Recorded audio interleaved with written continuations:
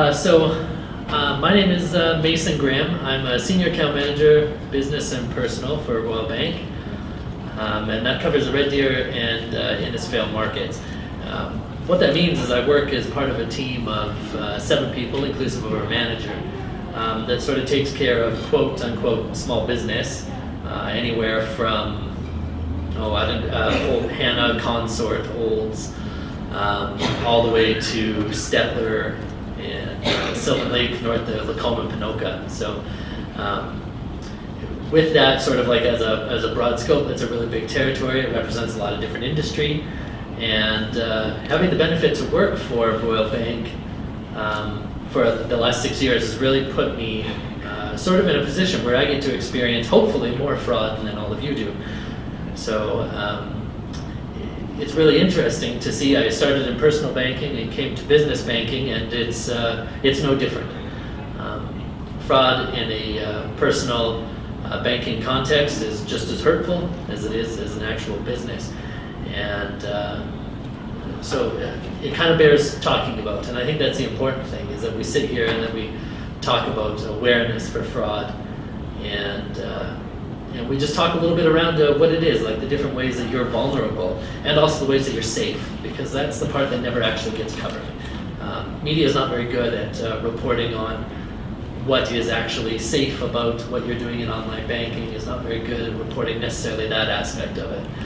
If anybody here works in media, I'm sorry, that probably wasn't fair. But so what we're going to do is I have a presentation put together, and if you were here for the previous one, they had lots of colors and pictures, and I chose plain because I think that looks really good and it doesn't distract from the data and the information. So what we'll do is I'll leave some time for questions and answers. Thankfully, it's a relatively intimate group, so I think that a big benefit for fraud is sharing. And there'll be different experiences among you, all coming from different contexts. And so I think it's really good if we can get together at the end with some questions and just time for everyone to share. So that's where we'll end. And what we're going to talk about leading up to that is sort of like the different methods, the different kinds of fraud, some of the strengths and resiliencies that are built into online banking. And that'll be kind of like the basis for the presentation. So I was told once by a wise person that if I'm going to use statistics or charts and graphs, that I use them early, not often. So I promise there will be a maximum of 1 pie chart in this presentation, which I hope everyone will appreciate. So the first part where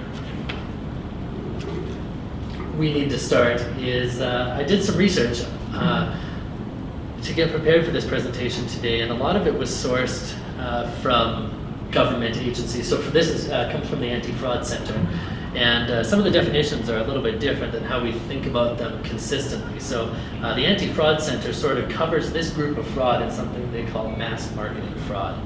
And so you can see that it's defined as fraud committed via mass communication. So that's media using telephone, internet, and mail. And I guess we could probably also extend that to social media and other ways that that fraud can reach you, I guess. The staggering thing that I found out, and I had to share this statistic as part of the presentation because that's an absolutely alarming number. Total Canadian reported dollar loss, and the most recent data is 2014. So 2014 is $69.5 million, which is a number I think that defies logic, really. It's hard to actually think about what $69.5 million looks like. I haven't seen it yet, maybe we will one day. But to put that sort of in perspective, if the average price of a home in Red Deer is $350,000, then that's about 198 homes worth of fraud. And that's a shocking amount. That's a neighborhood, you know. And so when I going through and doing the research and learning about that number, that's only scratching the surface. This is only part of what the actual picture is. So this has 2 limitations, this statistic here. The first one is that this is on the basis of Canadians who lost money. There is a whole host of other people who live internationally in other countries who are losing money due to fraud. that is based in Canada, that is a thriving industry here. And so that's excluded from that statistic. The other thing that I think is more important is that this is the reported amount. And when it comes to reporting fraud, that's not something that I think is very commonly done. Certainly we see a lot of it come through the bank, both in personal and business. And I can understand, having had my own experiences with fraud, being taken is a really humbling experience. And so I would imagine that if we were to take this statistic and make it total, and that if everybody reported it, this would be an even more staggering amount. So.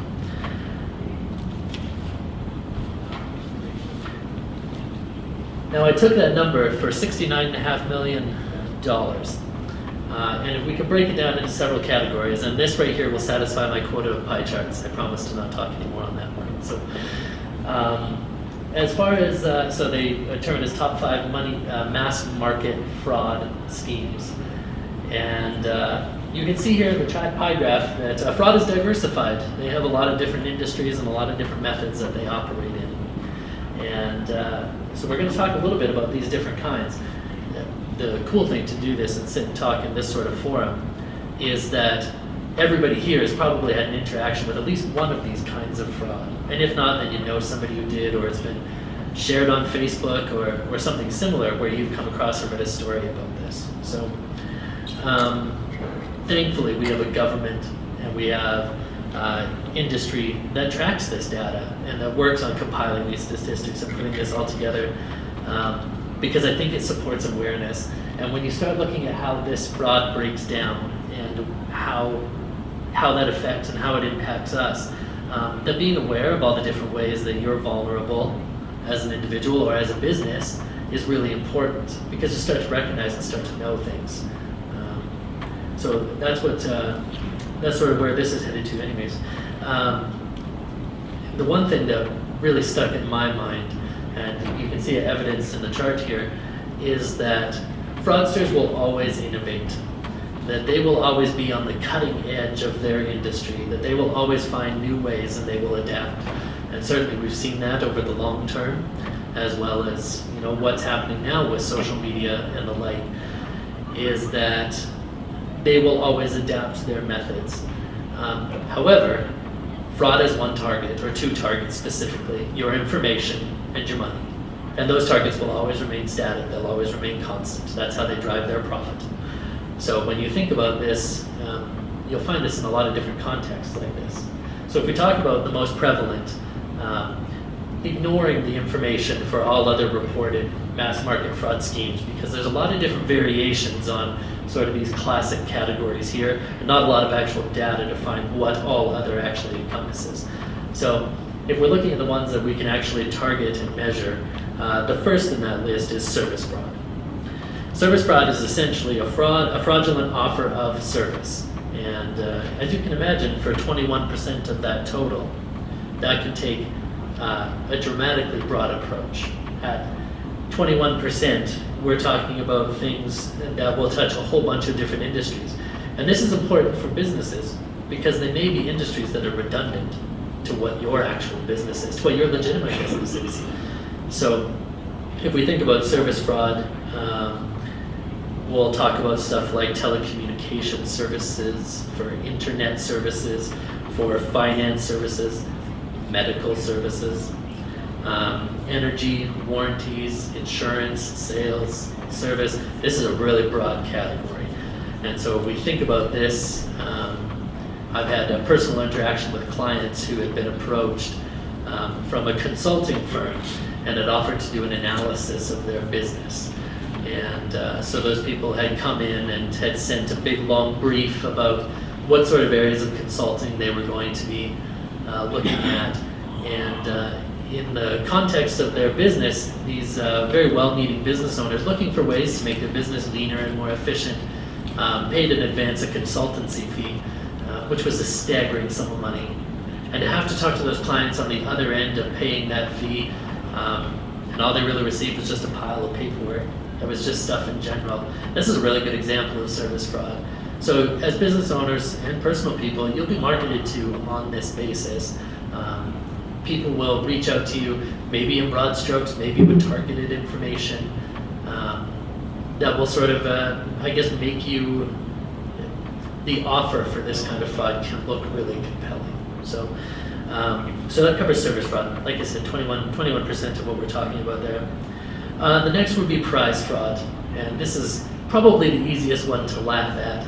So when I think about it, it sounds something almost exactly like, congratulations, you've been selected by insert company to win a free cruise to Saskatoon or Miami or something like that. Thank you for laughing, I appreciate it. So when you think about fraud in this context, it's really targeted, it's really short. They're going to reach you at a point where it's convenient, and half the time we all know that this is what it is. We see it for what it is. But I can't imagine how many people fell victim to this when it first started, because there's a lot of legitimate offers from timeshare companies and things that are similar that sound like this, that are legitimate. And that's probably, like I said, one of the more humorous ones. And I know that living in Alberta, come the middle of January, I probably, like the rest of you, am keen to get out of this province and go anywhere warm. So just don't find yourself susceptible to prize fraud on that basis. The next group in there is extortion fraud. And extortion fraud is something that's been covered in the media pretty extensively. It seems to be a little bit more common, or growing at least in media awareness today. So extortion fraud is extortion. It's coercing people for money. So usually it sounds something like your accounts, your investments, etc., are being audited, and they'll be frozen unless you can pay right now. And fraudsters in this category key really heavily on stress. They will reach you on your cell phone and they will say, "Hi, we're from CRA, and we took a look at last year's tax return, and you're under audit." And they will say a lot of official sounding things, and may even have little pieces of data that feel targeted right for you. And that can make, certainly in anyone, but in certain vulnerable populations, can really ring true and resonate. And I don't know, I've never received a phone call from Canada Revenue Agency, but I would imagine that it's probably a moment that causes you to pause and take seriously. So. Yes, I think I'm fortunate in that. And if anybody here works for CRA, please don't call me. So when we're talking about this, like, it is, I think, one of the most alarming phone calls to receive. And any of the reports that we've seen in the bank or heard in the media is these fraudsters are persistent. They don't hang up. They don't let you hang up. And if you do hang up, they call you back. And they will reach you and they will pressure you. And that will be the basis of it. And I think that stress that clouds the judgment, I think, is the way that you end up in a situation maybe where you are meeting somebody in a grocery store parking lot, providing gift certificates or providing things like this, because those people have traded on that information. And like I said, awareness for this is key. Certainly there is somebody who is targeted first, and to them it probably sounded legitimate just based on the information. So awareness for this kind of stuff is really important. The next would be merchandise fraud. And I had to laugh a little bit at this because I do a fair amount of online shopping, and you come across things on Amazon, on eBay, that seem to be really compelling purchases. I own a Volkswagen, so I end up fixing it lots. And sometimes, sorry to any Volkswagen lovers out there. So you end up buying car parts, and car parts is one of these things that really proliferate online. And you can find yourself looking at car parts that are just a compelling deal. You can't imagine that you can buy a diverter valve for only $80. And so maybe you get suckered into this, or you think, hey, that's a good deal, it's a good option. It's got to be just as good. It's just a quick fix. And these products are often imitation. They're nothing. They may never actually arrive. They may not be from reputable sellers. So when I was thinking about this, I think in an advertisement sense, this would sound something like, we're willing to sell you see advertised online, the world's best smartphone. It has unlimited reception anywhere you go, low price of $1,000, and you can buy it right now. And you do that, you enter your information because you think, man, I can't get cell reception in my basement. How good would that be? And then what comes in the mail is a Motorola StarTAC bag phone that is giant. And sure, it does actually give you great coverage, but for $1,000, it's just you getting ripped off. So that's kind of a caution, I guess, in online purchasing, because fraudsters will trade on brands, they'll trade on logos, they will borrow from websites, and they will make what is not legitimate sound legitimate. So, and then the next, which we'll spend a good portion of the time talking about, which is ironic that this is only 6%. This, I think, is where I personally, in my interaction with business clients and personal banking clients, have seen a dramatic increase, and that's phishing. And phishing's goal is your information in whatever way they can get it, in whatever piece.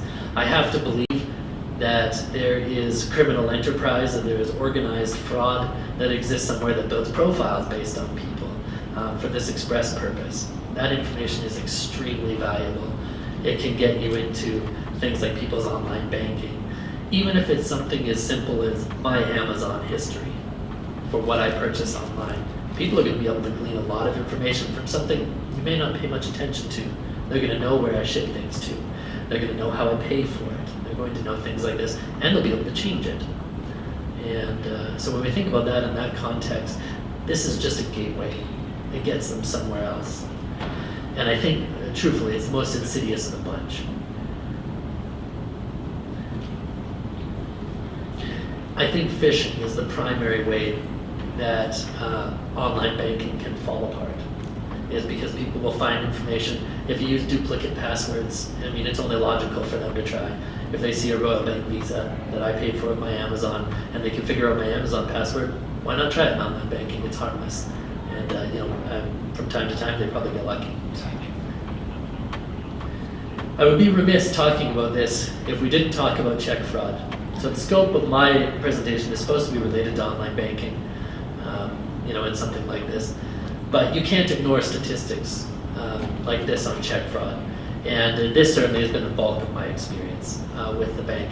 When I first started 6 years ago, I was really shocked and really surprised and really dismayed at what goes on as far as check fraud. Fraudulent checks popping up all over the place.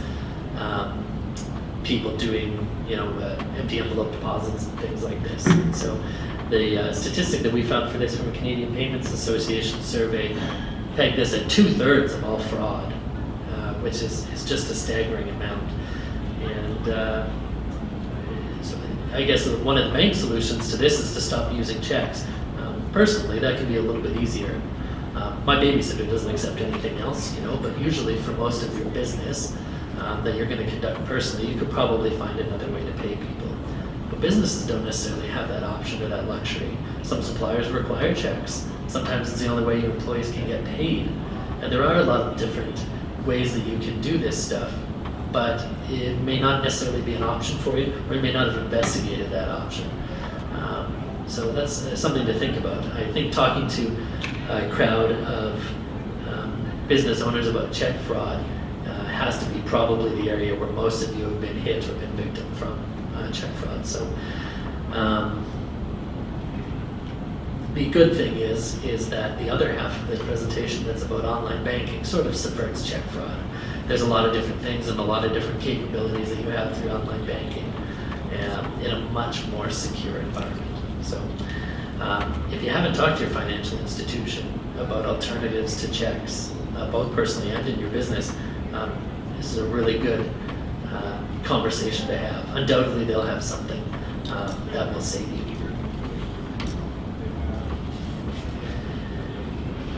The other half of the research that I did outside of really entertaining government reports on fraud was going around to all the different websites for all the different financial institutions I can think of and finding a summary of what their privacy, what their security protections are, and what's built into your online banking.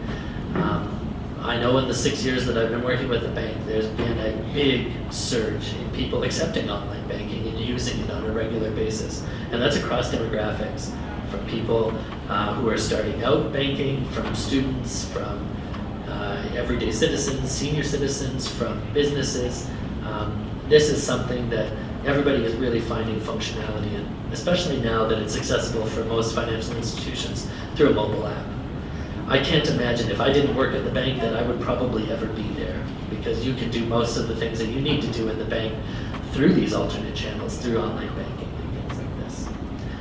So going through and reading all these different security and privacy guarantees and things like this made me very aware that I am not a technologically competent person. I was more than comfortable to go ahead and connect the laptop to the, what is that thing called? Projector. More than competent to go ahead and do that. But reading the sort of different security measures and what the financial institutions advertise online almost requires a glossary of terms to go along with it. So what I could take in summary is that there's multiple layers of strong servers, and this is sort of like your gateway. When I thought about analogy to explain this, it occurred to me that this is exactly like a prison, that there is a giant fence built around, and that every point of entry and exit has a guard, and then there's a concentric fence on the inside that can only be locked from the inside, locked or unlocked from the inside, and that it keeps going forward and forward and forward. And then I realized that actually trying to teach this by analogy is nonsense, because it is so complex. So then I started looking for diagrams online, and a Google image search for what a secure network looks like brings up a whole bunch of really staggering diagrams. And I already used my pie chart allowance, so weren't able to use that. What occurred to me is that these different elements here really do leave your online banking like a vault, with the multiple layer strong servers, multiple firewalls. Those are all sort of hard fixtures in place that protect your information, which is probably your most crucial information online.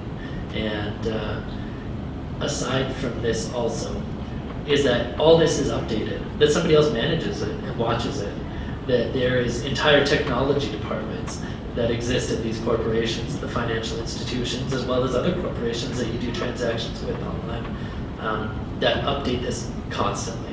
They're always looking for holes in the system, which they spend way more time doing than I ever would. I don't take it upon myself to do that kind of research. So having the fact that somebody else does that for me is really nice, that they're taking and they're securing that. And a lot of financial institutions even offer fraud guarantees. So if you've been the victim of fraud, if you have something that is processed through your account, talk to the bank. They're really good at dealing with it. And we deal with it on a daily basis. So chances are if you come and talk to us at any point in time in this process, we'll know. We've done it before. We've seen it before. There's always somebody in the branch who is really good at fraud from an end-to-end process. They'll recognize it right away as a fraudulent check in most instances, and if not, there's back office checks. There's multiple layers in that regard as well.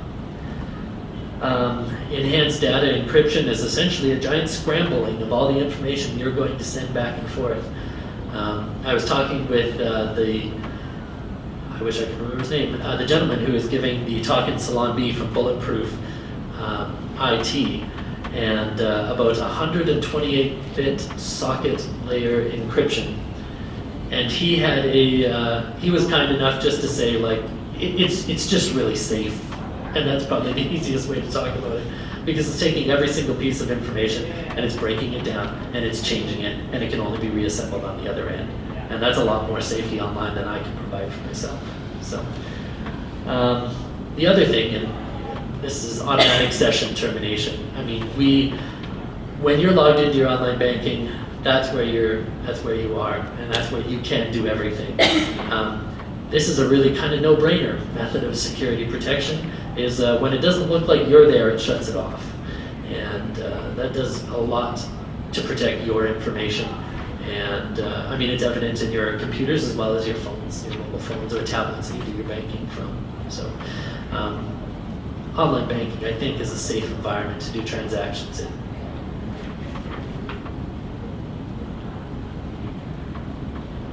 So media is really good at creating awareness, and I'm thankful for that. That's really good, because from a bank's perspective, from personal perspective, from business perspective, the more people that know about the different fraud types that are occurring and the different vulnerabilities, the stronger that we are. So when you sit down and we look on our phones, we look through our Facebook feeds, we look through what the media is reporting, we see all sorts of different elements of fraud that maybe we didn't think about. And that's really helpful for us as a whole because it allows us to help people. It allows us to share that information with vulnerable populations or with people who just haven't had the benefit of exposure to it. It seemed like for a long time that CRA fraudulent checks was another season, that we went through spring, summer, winter CRA checks. And that would be a really commonplace thing. And CRA fraud on both ends, people masquerading as CRA, calling people, and also us as the bank receiving items that are doctored or altered from CRA. And I'm sure this was a primary concern in CRA, or a primary driver for Canada Revenue Agency moving towards doing direct deposits only, is ruling out this and cutting it out. It'd be really interesting to see what happens here come tax time in the upcoming year here in 2017 to see how fraud is adapted, how it's changed, what methods it goes through. So, with CRE, we touched a little bit on it before. And I went searching for fraud headlines, and ironically, in the time between me preparing this presentation and just yesterday, last evening, there was other headlines as far as this goes. So this one right here from September is CRA actually, or fraudsters masquerading as CRA, actually targeting cell phones. And that, for a long time, for whatever reason, had been something they weren't able to get a hold of. So now you can look forward to CRA contacting you, as well as all the free trips to Saskatoon that you'll be winning. So,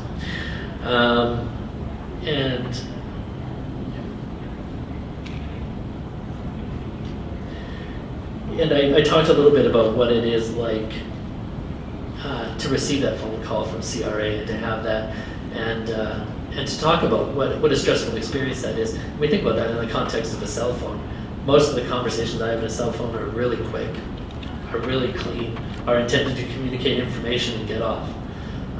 Maybe that's just me, I'm not sure. But and so I think fraudsters hit you at a point where you're probably busy and where you're probably doing something else, and this is really alluring. They will feed you information to get information from you, and a cell phone is just another way for them to reach you at a place where you're busy. And we'll talk a little bit more about that as we go on.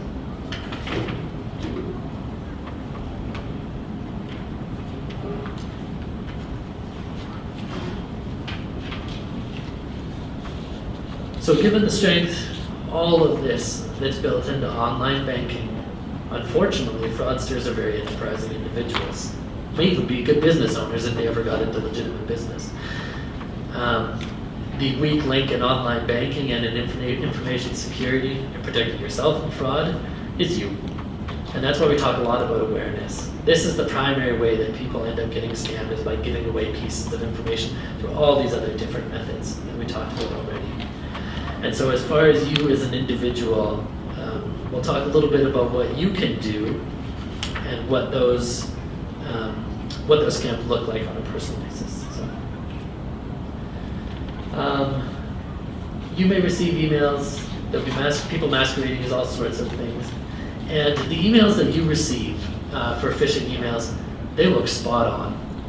They have logos that look legitimate. They have phone numbers that go to real places with real people on the phone. They have URLs built right into the emails themselves that look legitimate. And this is where you need to stop and you need to look. I think when I thought about this, fraud requests, I guess, are very formulaic. And it seems like, and that's probably based on efficiency. If I was a fraudster and I was going to go fishing for information, I would send out emails to as many people as I could possibly get, and I would probably try and find ways to filter out people who are not going to respond to it, and I would make that very general, but still give them enough to actually entice them. So they're just hooks tossed out into the water, fitted with bait, ready to catch. And when it comes to actually looking at these emails, we'll talk a little bit more as we go on. about some of the things that you can do. So when we're talking about fraud by email, like I said, they will borrow credibility from any institution. And when I say institution, I don't mean just banks. There will be people looking to garner information from things like antivirus software, from other corporations, and from other things that you use. But there are a couple of key elements. Like we said before, fraudsters will always innovate on method, but they always have the same target: your money and your information. And when it comes to spotting these phishing sort of requests, there's usually a couple different things that seem to be common. So if we talk about those, then we can sort of see what has gone on. There's also been a lot of analysis and a lot of study into this. And I came across this here, actually a long time ago. This is probably the most text-packed slide I think I can fit on here, but Freakonomics is a book that I read back in, I think, 2005 when I was in college. It was 5 minutes? Oh dear. Okay, we'll do this quick. So when it comes, Freakonomics was a book that I read back in college. It talks about behavioral economics. Anyways, they put together a really interesting episode, and they talked a little bit about this Nigerian letter scam. And this is something that you've probably picked up in the media.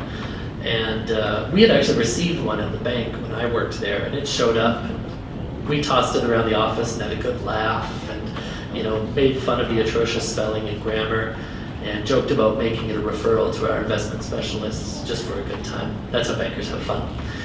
And I never thought too much about it. That notice found its way to a recycle bin or a shredding bin, and maybe the fax number got reported internally.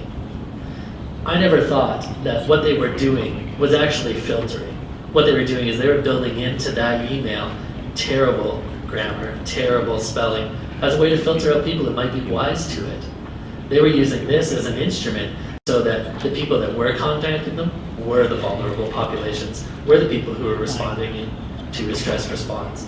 And to me, that never occurred to me. Like I said, I laughed at it. I obviously was filtered out by it, but this was an effective thing if we've all heard about it in the media since.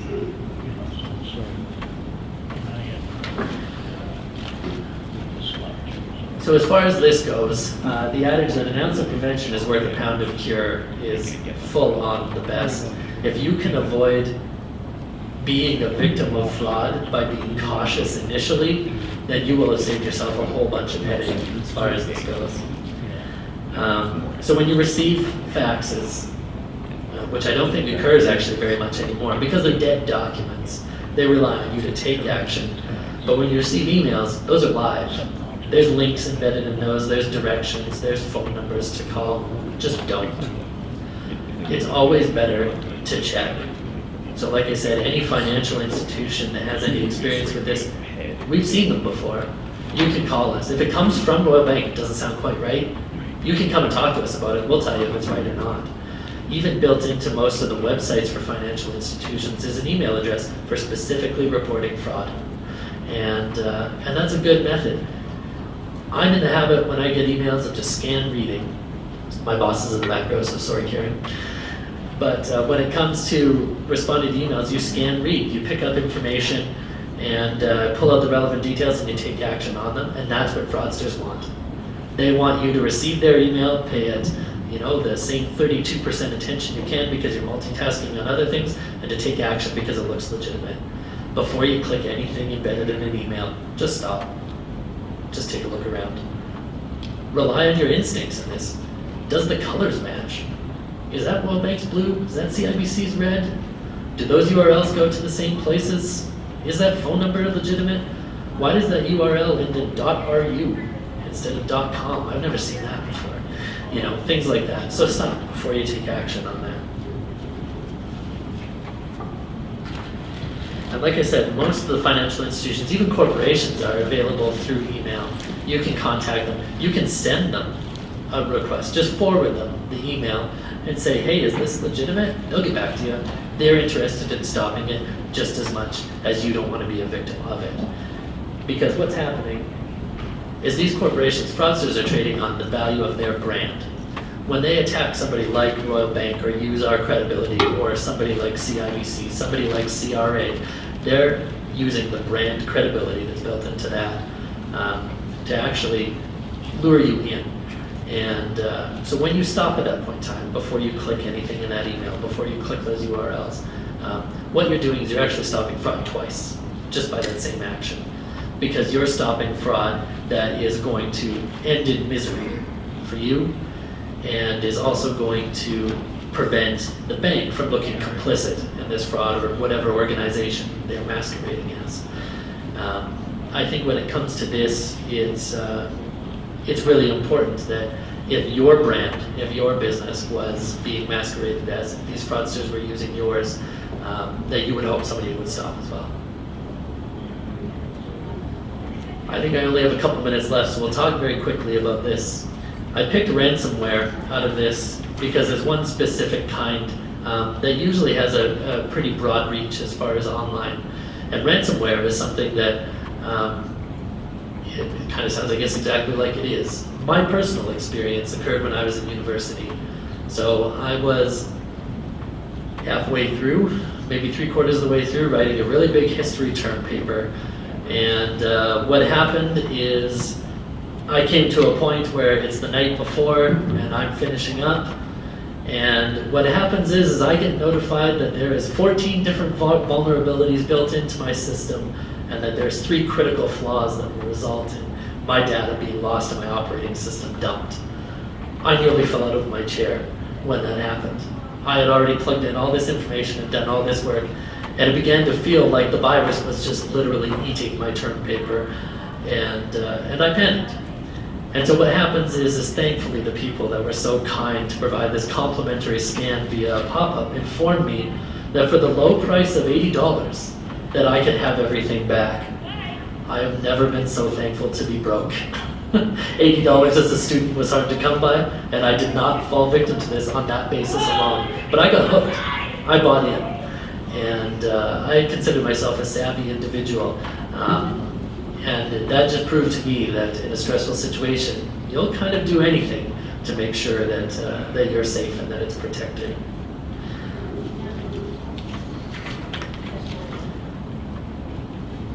Where you've been and where you're going. So browsing history, temporary internet files that are saved on your computer. They're how they target advertising. And you know this, when I search for Volkswagen car parts, then I get them advertised for months and weeks afterwards. And it's the same for yourselves. Obviously that information is also available to fraudsters. This is information that they will glean, that they will use to their advantage. So when it comes to this, the most important thing that you can do is up-to-date antivirus software, is up-to-date patches for your operating system, whether that's PC, whether it's your mobile, whether it's your tablet. Like I said, there's people that monitor those things. It's best to stay up-to-date on those because they are closing doors that they know exist. We don't need to make the fraud's job any easier.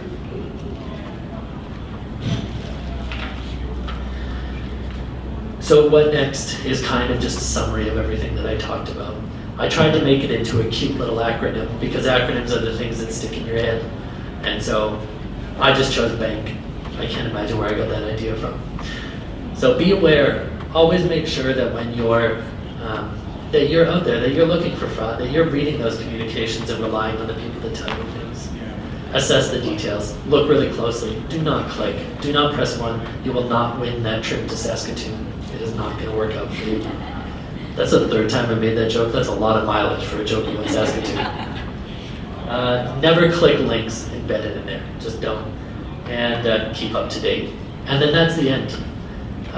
There was a couple more slides, but that's okay. Just to be respectful to the future presenters, we'll just cut it short. So I am in the booth in the back, in the other side, I guess, so you can come and reach me there if you have questions about this topic, or if you're interested in any of the resources that went into this. So thank you very much for being such a great audience, and I'm glad it grew over time.